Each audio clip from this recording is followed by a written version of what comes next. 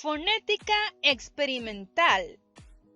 La fonética experimental es la parte de la fonética que estudia las propiedades acústicas y físicas de los sonidos del habla. Estudia los datos que configuran el sonido articulado de los fonemas y utiliza varios instrumentos que muestran las ondas sonoras del habla provenientes de la boca, de la nariz o de la laringe. Entre algunos de los instrumentos que podemos destacar que se utilizan en la fonética experimental, encontramos el espectógrafo. ¿Qué es el espectógrafo? Es un aparato capaz de analizar el espectro de frecuencias característicos de un movimiento ondulatorio, como lo son las ondas sonoras. Se aplica a diferentes instrumentos que operan sobre un amplio campo de longitudes de onda. Otro de los instrumentos utilizados en fonética experimental es el quimonógrafo. Este es un dispositivo que dibuja una representación gráfica de la posición espacial a lo largo del tiempo. Consiste en un tambor giratorio mecanizado envuelto en una hoja de papel, sobre la cual se mueve un estilo que registra los cambios en fenómenos como la presión arterial, el movimiento muscular, la actividad nerviosa y la respiración. El quimonógrafo tiene la capacidad de registrar y cuantificar los cambios temporales en los fenómenos fisiológicos y la interacción entre ellos. Durante muchos siglos fue considerado tecnología de punta. Una herramienta sofisticada de la fonética experimental son los rayos X. Los rayos X son una técnica muy conocida de los sistemas de imagen.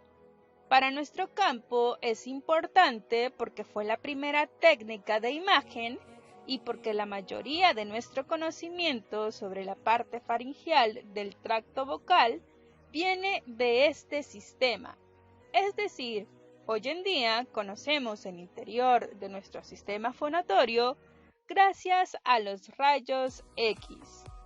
Por otro lado, las vocales, gracias a la fonética experimental, se sabe que la mayoría de sus sonidos están constituidos por combinaciones de pocas frecuencias, los que llamamos formantes, que permiten al oído reconocer dicho sonido, como se puede representar en esta imagen.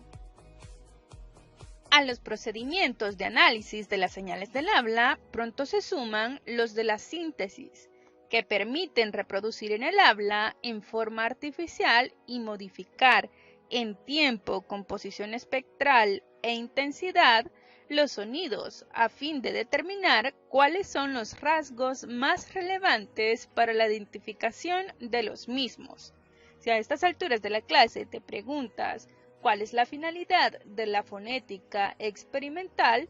Pues es esta: encontrar los rasgos distintivos de diferentes grupos de hablantes, ya sea estos de una región o de diferentes regiones o incluso hablantes de una misma región que se diferencian entre sí a partir de sus rasgos de articulación de fonemas.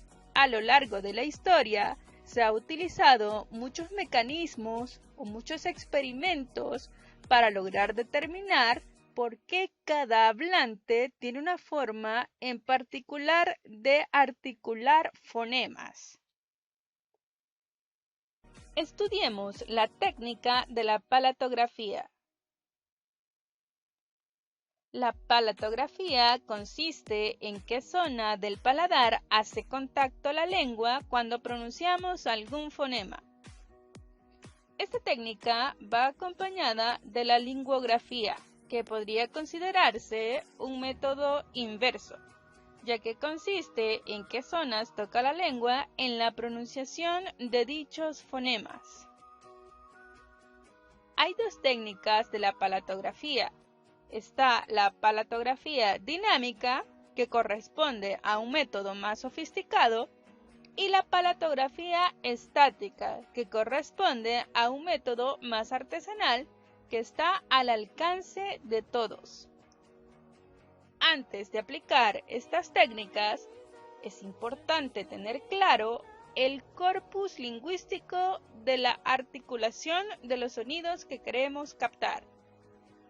Por ejemplo, si queremos captar la zona alveopalatal, no puede haber otro sonido en la frase o en la palabra que se pronuncie en la misma zona o punto de articulación, porque entonces se superpondrían las marcas y el resultado no sería eficiente, ya que hay que recordar que la fonética experimental existe para eso, para ver los rasgos distintivos y los puntos de articulación de los diferentes fonemas. De aquí que podríamos estudiar por qué un hablante o un informante no puede pronunciar bien la R, no puede pronunciar combinaciones como T y R o T y L, etc. Palatografía dinámica. Método sofisticado. En esta palatografía se le instala al informante un electrodo palatógrafo, que consiste en un paladar artificial con una serie de electrodos que van captando en tiempo real los puntos donde la lengua ejerce su contacto, y esto se va grabando y se va captando en estas imágenes. Y así podemos ver cómo cada informante ejerce rasgos distintivos en cada fonema, en cada punto de articulación, y así podríamos explicar por qué ciertos informantes pronuncian de una determinada manera, y esto podría ser una explicación de por qué algunos hablantes comparten los mismos impedimentos para poder pronunciar, y así se explica de manera anatómica por qué hay ciertos fonemas que causan dificultad en ciertos hablantes. Palatografía estática, forma artesanal. Para esta palatografía se crea una mezcla que consiste en una pasta negra. Esta pasta negra está creada por carbón vegetal mezclada con aceite de oliva.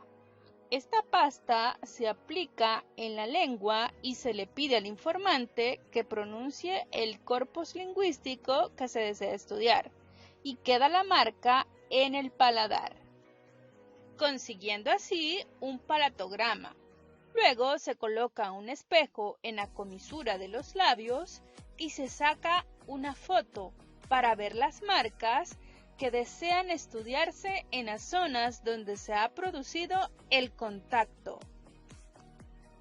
Para la lingüografía, el procedimiento se hace a la inversa y se pinta el paladar de negro con la mezcla de carbón vegetal y aceite de oliva que hemos preparado previamente, y así ver cuál es la zona de la lengua que queda manchada al pronunciar el sonido del corpus lingüístico que nos interesa, y con eso se obtendría una impresión. A esta impresión se le llama lingüograma. De esta forma se conocería la articulación que se desea estudiar. Se le pide al informante que saque la lengua y se le toma una fotografía. ¿Te gustaría aplicar la fonética experimental con la palatografía estática? Muy bien, sigue cada paso de este procedimiento. Principalmente tienes que utilizar esta mezcla, la de carbón vegetal y aceite de oliva, ya que esta mezcla no tiene sabor. Si utilizas otra mezcla, puede ser que esta tenga un sabor dulce o un sabor ácido, lo que provocaría que tu boca comience a salivar y entonces se pierde el objeto del experimento. Por otro lado, si utilizas esta mezcla, se recomienda que después de hacer el experimento, te enjuagues la boca con limón o con vinagre para retirar todo el residuo de la pasta. También hay que decir que este experimento tiene que hacerse a la brevedad posible, por lo mismo, porque la boca comenzaría a salivar y entonces se borrarían las marcas. Muchas gracias por haber llegado al final. Puedes hacer tus preguntas en el tablón vía WhatsApp o con tu clúster en nuestra reunión de Meet.